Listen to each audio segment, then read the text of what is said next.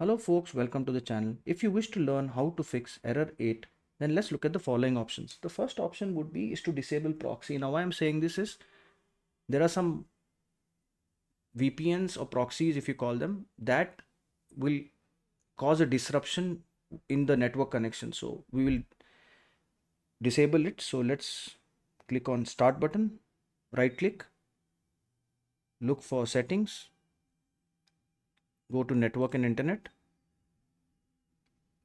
proxy, and we will disconnect any proxy driver. I don't have one, but if you do have one, then disconnect it, put it in the off position, and turn automatically detect settings on.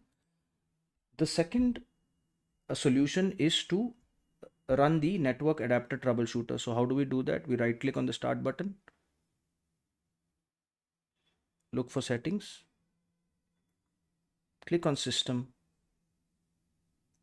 click on troubleshoot, other troubleshooters, and we'll run the network and internet troubleshooter by clicking on the run button corresponding to network and internet.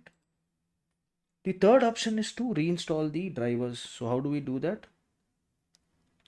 We'll look for device manager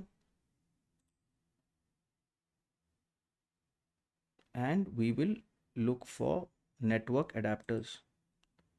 Now we will look for the wireless LAN card, right click, and we will uninstall the device. Once we uninstall this device, come back to the same panel in device manager, look for network adapters and click on scan for hardware changes. This will scan for the